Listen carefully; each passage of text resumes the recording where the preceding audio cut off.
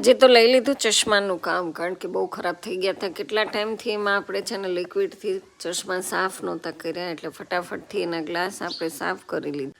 2 દિવસ આપણે ચશ્મા ન પહેરીએ એટલે આપણને આંખોમાં તકલીફ થવા જ માંડે, એટલે પહેરવા તો પડે, પણ સાલી આળસ બહુ થાય, ચશ્મા પહેરવા ગમતા નથી.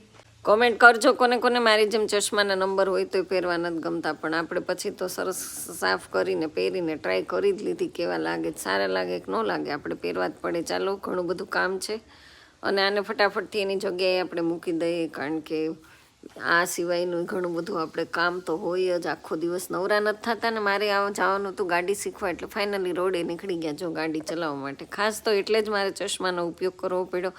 ઘરે આવી ત્યાં ભાઈ તો આમને આમ સૂતા હતા. ઓહો, મેં કીધું હું તો આટલી ગાડી શીખીને આવી તોય તું સૂતો છો. પછી મેં મારું કામ લઈ લીધું, સૂવાવાળા સૂતા રહે, પણ આપણે સૂવું ન પોસાય, એટલે મેં ઘઉં લઈ લીધા, કારણ કે ઓલરેડી મારે છે ને ભાખરીનું દળવાનું હતું. એટલે ફટાફટથી આપણે જો આટલા 4 કિલો ઘઉં દળવાના હતા, દળી લઈએ એટલે 8, 9, 10 દિવસ શાંતિ. તો પછી ફટાફટ ઘંટી બંટી સાફ કરીને આપણે આવી ગયા કિચનમાં, કારણ કે ઘઉં તો દળવા પડશે ને. તો પછી ઘંટી શરૂ કરી દીધી, લાઇટ છે ત્યાં. મેં કીધું આપણે આપણું કામ ચાલુ કરી દઈએ. તો આજનો મિની બ્લોગ